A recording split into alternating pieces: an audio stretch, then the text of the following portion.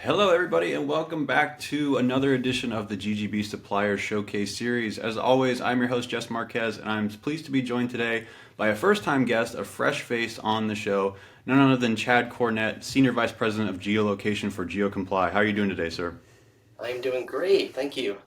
And it's really one thing I love. I always say this about our showcase interviews is that it allows me, it allows both me and our viewers a chance to learn more about these companies behind the scenes and kind of more about what they offer. And this is the first time that we've had anybody from GeoComply on the show, and I'm really excited because I think if you were to rank in terms of the companies that have grown in influence and just in necessity in the industry, I think GeoComply is right up there. I mean, I've only been in the industry for about 4 years now, but even from the time that I came in to now, it has been, you guys are really at the forefront of a lot of different things when it comes to compliance, geolocation, obviously, which we'll talk a lot about today, and a lot of other things. So for those who, for the few people, I guess, maybe who may not be familiar with GeoComply or may not know exactly kind of what you guys do, or maybe a little bit about yourself specifically, kind of, could you just give a brief intro for our audience? Yeah, sure. So at GeoComply, we're building the next evolution of digital trust. My focus is on equipping operators with smarter signals that safeguard their platforms and strengthen the trust in users across the spectrum while keeping the experience seamless for players. And a little bit of where we came from, we were born at the onset of iGaming in the US. So, where the stakes for accepting a bet across state lines were higher than really any other regulatory structure that existed before, and namely because of the Wire Act and UGA and things like this. And it was clear that all the geolocation solutions at the time were mostly using IP addresses for geolocation or built for things like advertising, and that clearly wasn't going to cut it for this use case. So back in 2013, when there was no other company that was able, GeoComply, stepped to that plate.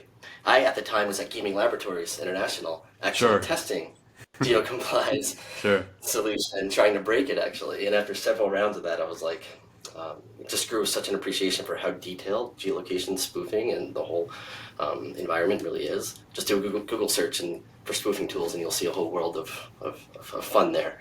And so since then, our business has just been entirely focused on location, location, location, and we grew into the most trusted source for that, really, I think, on the planet. And since then, I think 99% of all location compliance grade geolocation checks across the entire online gaming industry have kind of come through GeoComply, and now we're handling between 3 and 4 billion compliance grade checks per month, both in the US and internationally. So we built out a tremendous organization around that, and so we started in compliance, but we have, and now we're able to use that capability for the whole digital trust ecosystem, inside, outside gaming, media and entertainment, banking, fintech, social media, these kinds of things. And so now even areas like cashless gaming we're really stepping into, and a lot of the insights can really help a company transform its business into profitability in a safe way. Sure, sure. And I think, you mentioned the phrase digital trust, and I think that's very good. I'm jealous of that, actually. Maybe I'll use it for an article sometime or something. I'll give you credit. But I think it's definitely true in terms of when a lot of these stuff goes bad or when wrong things happen, GeoComply is usually there in some way, shape, or form, either flagging the issue, help solving it, or both. So definitely in terms of influence there, I think you're spot on. One thing, I think one thing that might be useful, especially for maybe our non-tech audience, is like when you say the term geolocation, that's kind of I think people kind of maybe get a general sense of what that means, but can you get in maybe to a little bit of the nuts and bolts exactly, as much as you can? I mean, and not divulge any secrets or whatnot, but kind of generally speaking, how does geolocation work? Got it. Well, most people think it's commonly misunderstood. Most people think of geolocation like, when they look at Google Maps or they get into an Uber and they see the GPS app and they see their blue dot and they Sure. assume like that's what geolocation is. And that's fine for marketing and like non-high stakes kinds of things. But real geolocation requires precision, trust, and the ability to spot when someone's trying to cheat the system. And the data's in so many layers. It's not just one signal. There's GPS, there's Wi-Fi networks, there's cell towers, and those are the obvious ones. And then there's all these device signals. You got things like gyroscope and altitude and barometric pressure and all these kinds of things. And so we process thousands of device signals, and each of those signals is a clue into a spoofing pattern. And every platform is different. You got PC, you've got Mac, you've got iOS, you've got Android. You've got, just in Android, you've got 10,000 devices types that are out there, and each of them might behave a little bit differently. So there's different data insights across those different devices, as well as the operating systems running on them. There's new versions of operating systems getting released all the time, and that sometimes changes the whole spectrum. So you have to manage which signals can you trust across all these factors, and then we're constantly testing to see which ones we can trust. And then there's spoofing. Entire communities exist out there throughout the world to manipulate these signals. They're building emulators, fake GPS apps, remote desktops, hardware jammers, all kinds of things. Just Google, or just go to the Play Store and look for a GPS spoofer, and you're going to find some with 10 million downloads and things like that. And so why do they do this, though? Okay, I mean, attackers are in places like all around the world, but primarily there's a lot in, let's say, Russia, setting up operations, really, to exploit sign-up offers and things like that is one example. Cashless casino sign-up offer might be worth a couple $100s, but average salary in Russia is about $800 a month. So there's a big incentive to try to get that sign-up bonus, right? And if you could repeat that, that could turn into tens of thousands, hundreds of thousands, collectively millions for a particular operator. And so those same kind of spoofing techniques can be used for that, for account takeovers, to drain your users' accounts, stolen financials, all those kinds of things.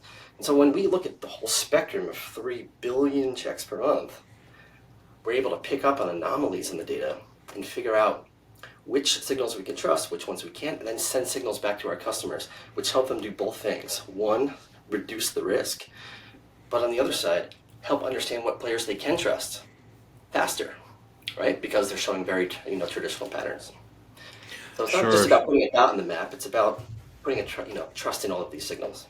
No, that's fascinating. And I think your point about, figuring out or deciphering, I guess, in layman's terms, what's real or what's not, is a huge part of this. And kind of one of the follow-up questions I have would be like, in terms of monitoring, I don't want to use I don't know if that's the right word or not, but that's the word that comes to mind in terms of monitoring all these signals and all this data.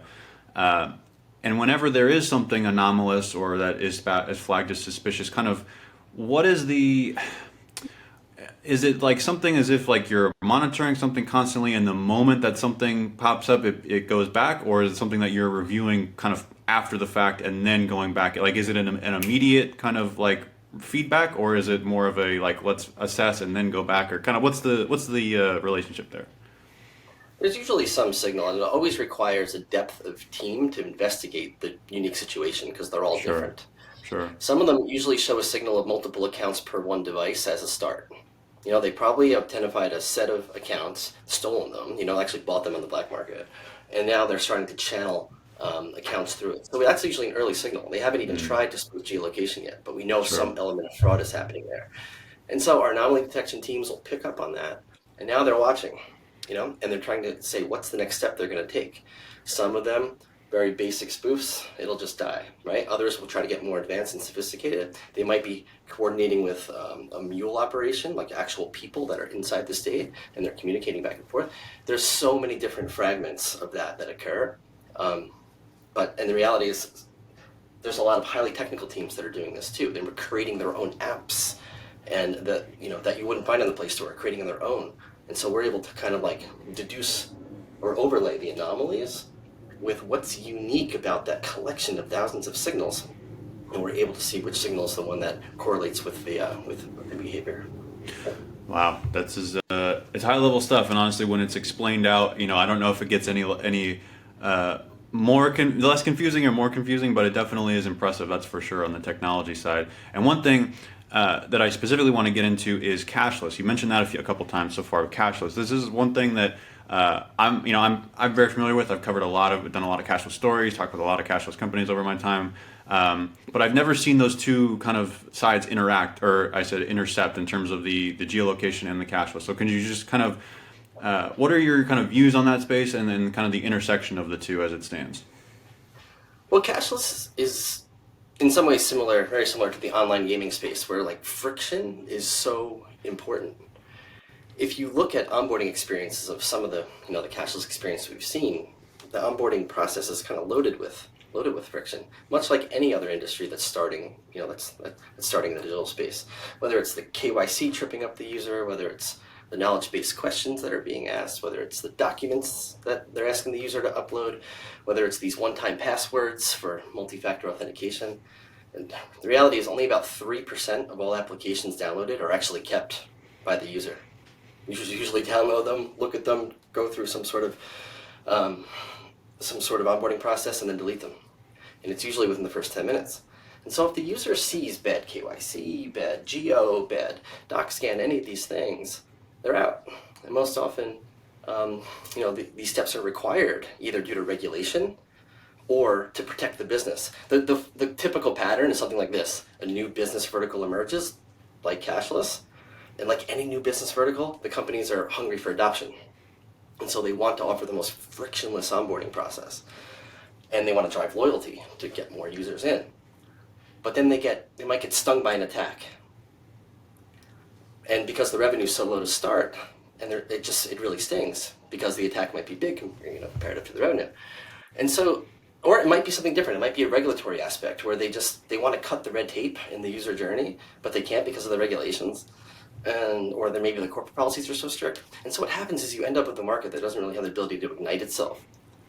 And in a way, users will accept, or they won't accept it, or at least won't be attracted to it. And so this is what we do here at Geocomply. We look at those areas of friction and we say, how can location and device data actually carve through a lot of that friction so that you can really achieve both. You can get your risk mitigated in a compliant way, but also help ignite the business by reducing that friction and keeping a lot of those players that might be lost. That's really interesting. And so, I think the thing that I wonder about cashless, and it's been such a big topic of discussion in the industry ever since I joined, but I feel like it's kind of gone through this weird evolution where when I came into the industry right out of COVID, it was like all-time high in terms of acceptance, or maybe the optimism at that time was so high. But the last few years, I think, have been challenging in terms of, from a business perspective, from an adoption perspective, from a regulatory perspective. There's been roadblocks, and I think when you talk to people both inside the industry and out, I think that's kind of one of the big questions that people wonder about in terms of this is something that is such a big part of the consumer experience in basically every other industry that we touch in terms of retail and everything else. It is such a big part of our ecosystem, but it is such a difficult thing to do in the gaming context. So do you think, I guess my question would be, do you think that these kinds of services, these kind of fraud prevention measures will really help accelerate the adoption of the industry in future years, as maybe it has been hoped, in the past?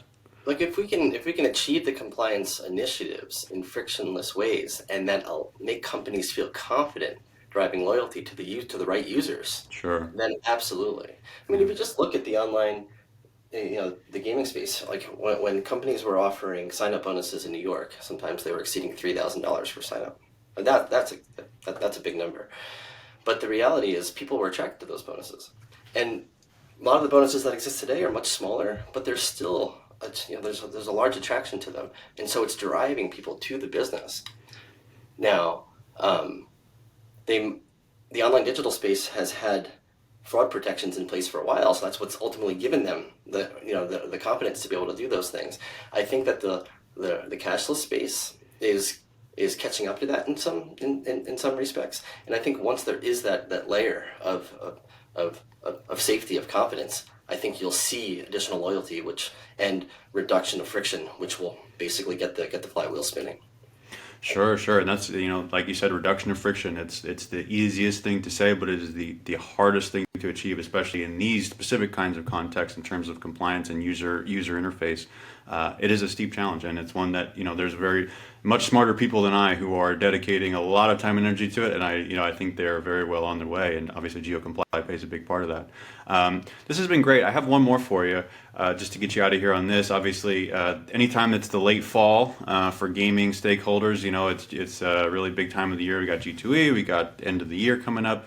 For Geocomply specifically, also there's the Challenger Series, which I understand this year will be the last edition, which I'm sure people are very excited about, including myself. So, could you kind of just, I guess, what are you guys looking forward to the end of this year? But whether it's G2E, the Challenger Series, kind of as we look to the end of 2025, what do you have in mind? definitely looking forward to G2E. We have some really great product evolutions, specifically helping the cashless space. I'm also excited for Challenger, as you mentioned as well. It's really been a really eye-opening forum for me.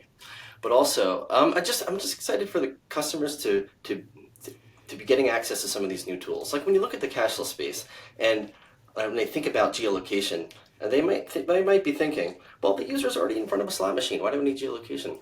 But some of the tools we built really help them. As an example, where was the user when they downloaded the app? Where were they when they registered? Where were they when they used that financial instrument? In fact, are they colluding with someone that's showing up at the casino and they look normal, but all of those things happen before the fact? Connecting those dots and sending them signals that help them achieve compliance, but also drive all those initiatives we've already been discussing is really important. One of those things is multi-factor authentication. You have a frictionless multi-factor authentication tool. I don't know anyone that likes one-time passwords. You ever log into your app and it says, here, we're going to text you a code, and then it never shows up, and then you click resend, and now you have another code, and you don't know which one to enter, and it's just really annoying, and this really kills the user experience. Well, we have tools now that can eliminate that. If we know the user account, and we know the device they're holding, and we know where they usually are, like, we can build profiles based on each user and know that that user is in a safe zone. They're in a spot where we can actually bypass that one-time password in a way that's much more robust than you would get from a one-time password, where fraudsters are just sharing it over text and sharing it with people. Now you'd have to steal their device and go to a place where they usually are. And so the rollout of that is going to be pretty tremendous, and it's a huge step towards eliminating that friction, which will make the market at least move forward a big step. No kidding, and it's interesting. It's a delicate dance, isn't it? In terms of friction, I think that's a word obviously that comes up a lot. And sometimes you maybe want a little bit more friction, sometimes you want a little bit less. It's a delicate dance. It's a science. It's an art, and you guys are very much in the middle of all of it at Geocomply. Chad, thank you so much for joining me. This has really been great. I really have admired Geocomply. Like I said, it's pretty much impossible not to see their influence in the industry in today's day and age. And I'm glad to finally have you guys on the show. So thanks for coming on, and really appreciate it. Happy to be here. Thanks for everything, Jess. Awesome. Have a good day.